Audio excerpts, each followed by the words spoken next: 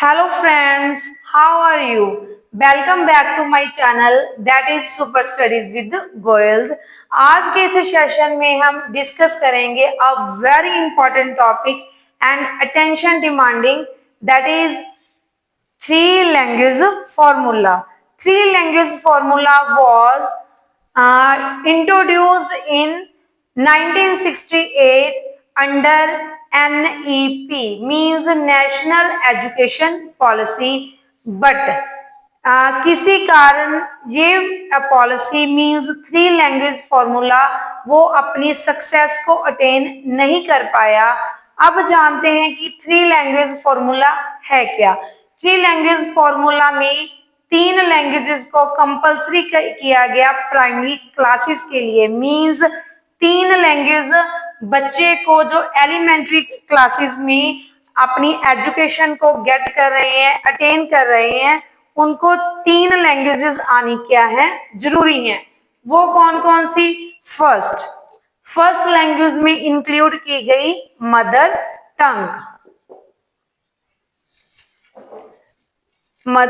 टंग और any regional language. Second language में include की गई हिंदी और एनी इंडियन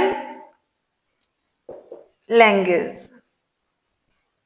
ये किसमें हिंदी है जो एज अ सेकेंड लैंग्वेज को अडॉप्ट किया गया।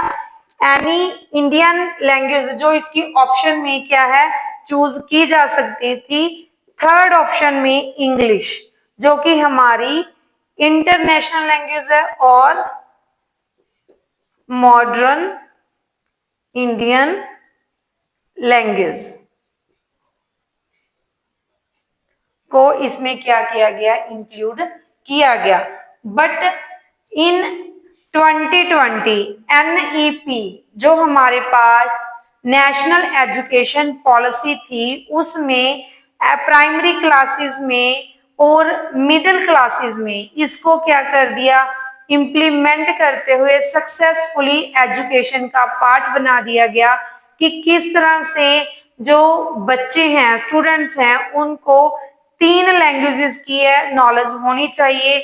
हमारे पास जो 1968 में इंप्लीमेंट किया गया लेकिन उसको सक्सेस नहीं मिली, तो NEP 2020 में दोबारा से फिर इसको करिकुलम का पार्ट बनाते हुए थ्री लैंग्वेज जो हमारे पास पॉलिसी थी उसको एजुकेशन का पार्ट बनाया गया। तो इसके हमारे पास बेनिफिट्स क्या हैं? हम जानते हैं कि जो इंडिया है, इंडिया में 22 जो लैंग्वेजेस हैं उनको क्या है, अप्रूवल मिली हुई है।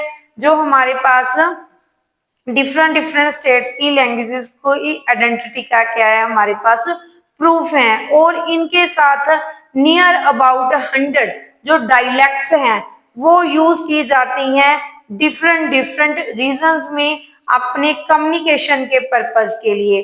तो इस तरह से जो इंडिया एक मल्टी, आप हम बोल सकते हैं लिंगुअल कंट्री है, जिसमें हर एक स्टेट में, हर एक गली में भी आप बोल सकते हो कि डिफरेंट लैंग्वेज को यूज करने वाले पर्सन एक दूसरे के साथ कम्युनिकेशन करते हैं।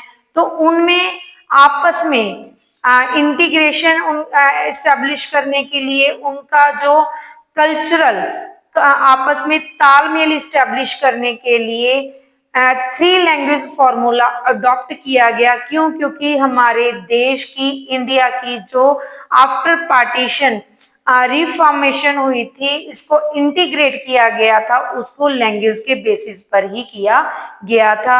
इसलिए हर एक पर्सन को यहाँ पर जरूरी है कि वो एक स्टेट में जो दूसरी स्टेट के पर्सन की लैंग्वेज की क्या रखे, नॉलेज रखे, ताकि वो महसूस करे कि वो एक ही कंट्री का पार्ट होते हुए दूसरी स्टेट के साथ इंटीग्रेटी को क्या करता है, महसूस करता है, on the basis of culture, on the basis of language.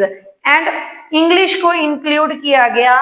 अगर किसी पर्सन ने अपने आप को ग्लोबली कनेक्ट करना है और मॉडर्न हमारा क्या है, टाइम चल रहा है, डेवलपमेंट का टाइम है, तो इंटरनेशनल लैंग्वेज इंग्लिश की जो हर एक फील्ड में, चाहे एजुकेशन हो, चाहे ट्रेड हो, चाहे इस सोसाइटी का कोई भी पार्ट हो, उस पार्ट में जो इंग्लिश लैंग्वेज है उसकी नॉलेज होना हर एक पर्सन के लिए जरूरी है, हर एक पर्सन की प्रॉपर डेवलपमेंट के लिए। तो गवर्नमेंट ने इसलिए 3 लैंग्वेज फॉर्मूला को इम्प्लीमेंट किया।